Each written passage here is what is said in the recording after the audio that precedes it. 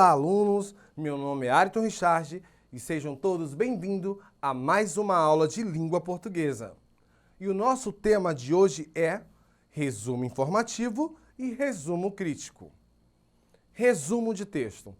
O resumo de texto é um mecanismo em que se aponta somente as ideias principais do texto-fonte, de forma que é produzido um novo texto, no entanto, de maneira resumida, abreviada ou sintetizada. Em outras palavras, o resumo é a compilação de informações mais relevantes de um texto original e não uma cópia. Podemos fazer o resumo de um livro, capítulo, conto, artigo, dentre outros. Alguns especialistas apontam que o resumo deve conter pelo menos 30% do documento original, ou seja, se um texto apresenta 10 páginas, o resumo deverá conter 3 laudas. Sem que notemos, utilizamos o resumo de diversas maneiras no dia a dia. Isso acontece, sobretudo, na linguagem informal, quando contamos um fato para os amigos, um filme que passou na televisão, o capítulo da novela ou do seriado, a aula em que não estivemos ou um livro que lemos e queremos indicar. Quais são os 3 tipos de resumo?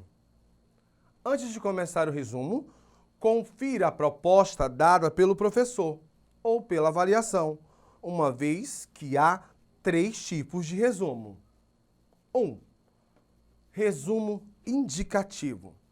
Resumo somente os fatos importantes, as principais ideias, sem que haja exemplos oferecidos no texto original.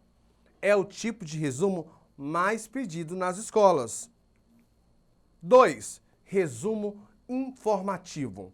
Resume as informações ou dados qualitativos e quantitativos expressos no texto original. Se confunde com os fichamentos e geralmente são utilizados em textos acadêmicos. 3. Resumo crítico, chamado de resenha ou recensão. Ele resume as informações do texto original, aos quais são acrescentadas as opiniões do autor e de quem escreve o resumo. Como fazer um bom resumo de texto?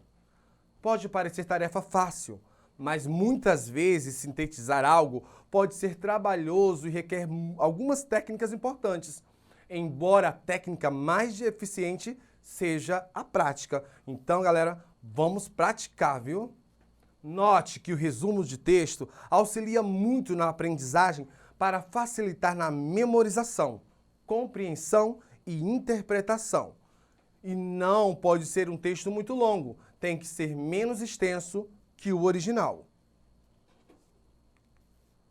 Entretanto, tome cuidado, pois geralmente no resumo não devemos acrescentar ideias novas, ou seja, expressar opiniões ou fazer comentários pessoais sobre o assunto tratado.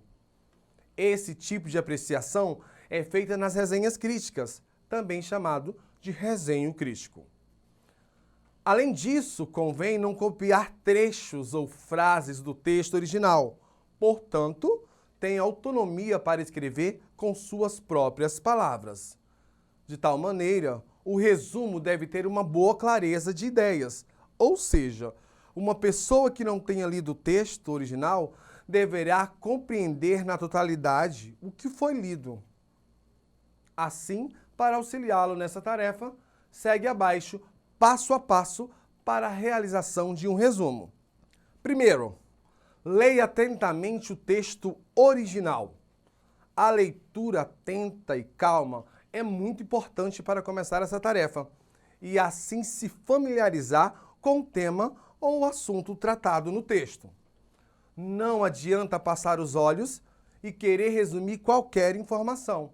Se necessário, leia novamente. Aliás, um resumo pode ser mais longo, se for de um livro, médio ou curto. 2. Marque as principais ideias do texto.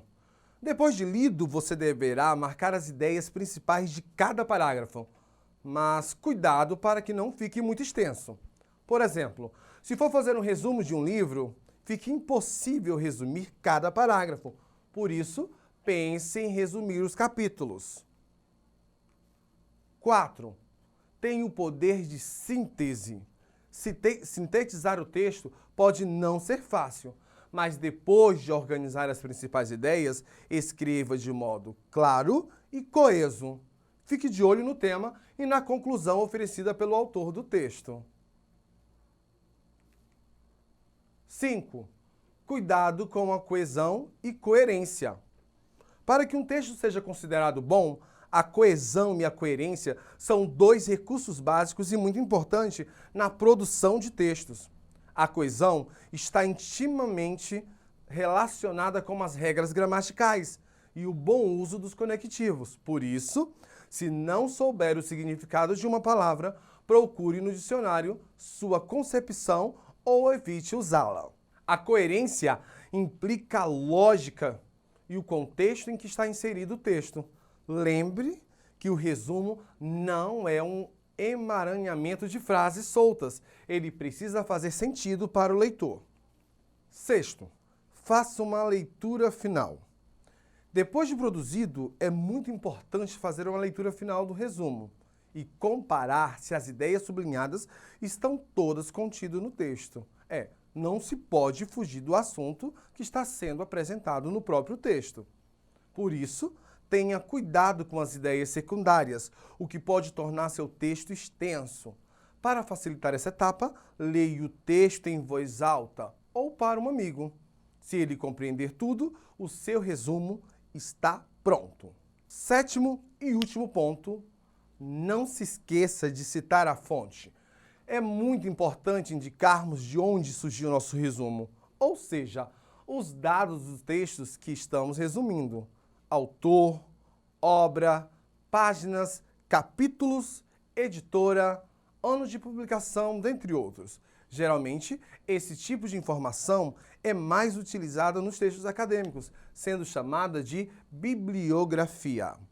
Então, alunos, lembramos que o resumo não é um texto seu, é um texto que parte de um texto que já existe. Lembrando também que existem 3 tipos de resumo: o resumo indicativo, o resumo informativo e o resumo crítico. E a nossa atividade é pegar o nosso livrinho e trabalhar desses 3 tipos de resumo, tá bom? Essa foi a nossa aula de hoje e muito obrigado!